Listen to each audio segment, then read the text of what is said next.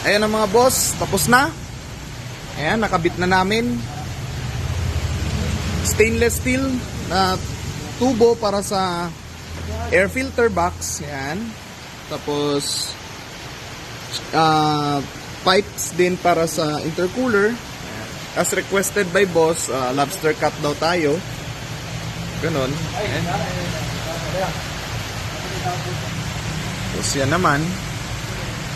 Okay na. Kumikinang-kinang sa sobrang kintab. Ayan.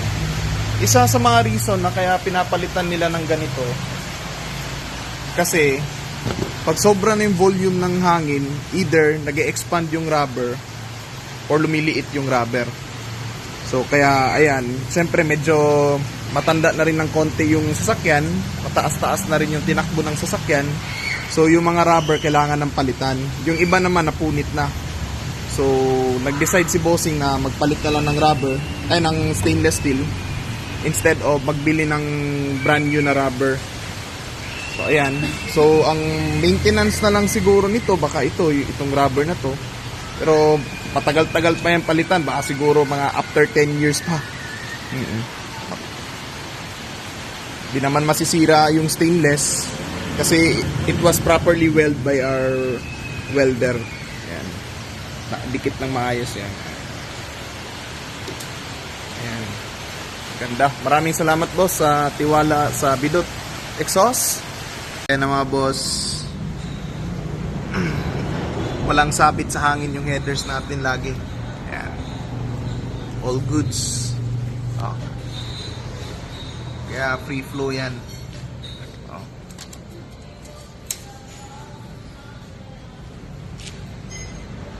Alright. All goods. Sound check later. Among i-check kung gana ba tanan. Gana kayo eh. Basta nga chupo. Plumbing ba? Plumbing. Alright. Ayan, tapos na yung headers namin. Or exhaust manifold. For Toyota Hilux 1KD. Ayan. So, ang ginawa namin dyan, yung breather niya, pinalitan namin kasi tatama dito eh. Sa ito na tubo. So kaya pinalitan namin para gawa kami ng maayos at saka maganda na tubo sa fourth cylinder. So ayan, pinalitan namin ng hose. Tapos ito lahat gawa ni Bidot. Gawang Bidot. Intercooler and yung intercooler niya. Tapos cold air intake. Ayan. So walang singaw. Okay na siya. Maya test drive namin. So pandarin natin yung makina.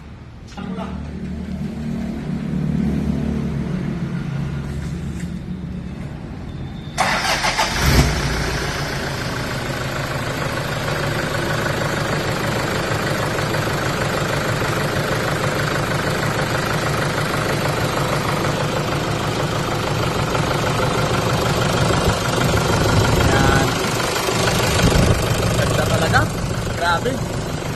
Dika Works, our welder, our cutter, Panot Works, and our assistant, Coco Works.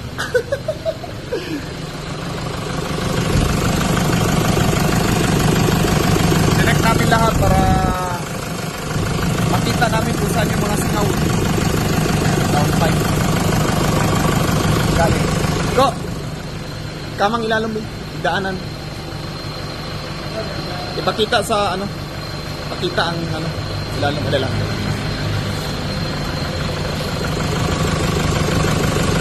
Sa mga allowance, clearance.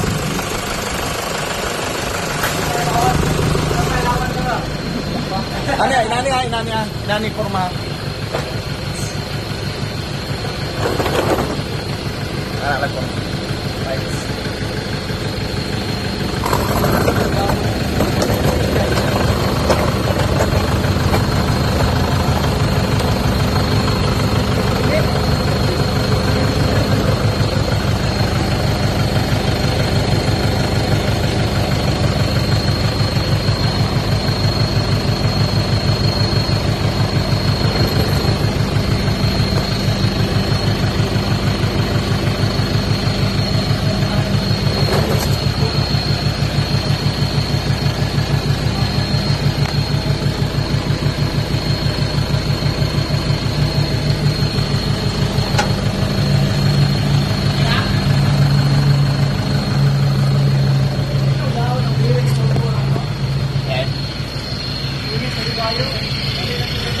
Baka man dyan yung purpose.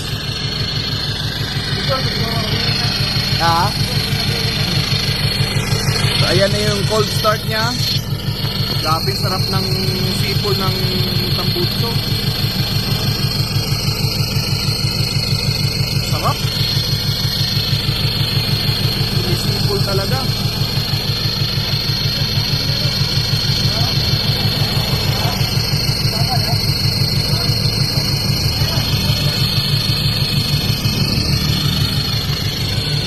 Dek, rev ko. Pero di lang na ako high rev.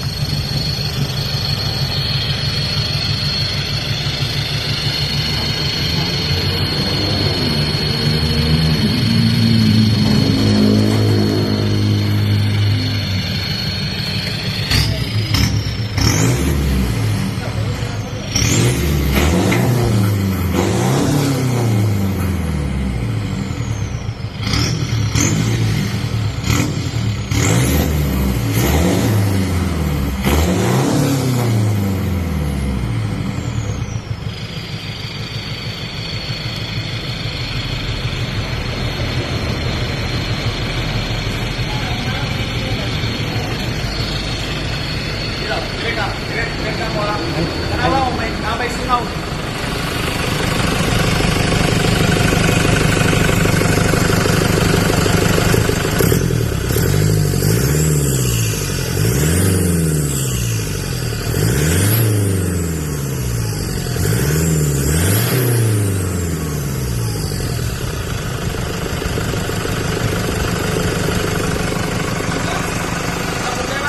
Yeah. Alright.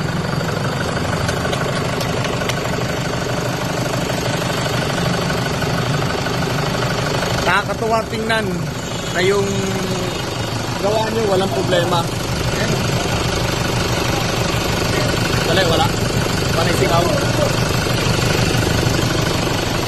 Yan, lagi talaga namin dino-double check yung mga gawa namin para at least before ma-release sa customer, satisfied ka agad ang customer pag ginamit nila yung sasakyan, di ba? Double check lang na maayos. Tingin-tingin. Oh, yan. So, thank you so much for trusting Bidot Exhaust. Maraming salamat mga bossing. So, kung may mga inquiries kayo, just leave a message sa Bidot Exhaust or just PM Bidot Artaho for inquiries. For bookings, ganun din. Chat lang kay mga bossing, wag mahiyang magtanong, wag mahiyang mag-inquire. Kasi normal yan. So kita-kits tayo dito sa shop namin, boss, soon. Thank you. God bless us all. Ayan, all goods. FMIC made by Bidot.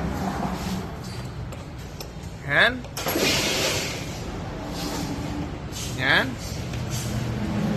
Cold air intake made by Bidot.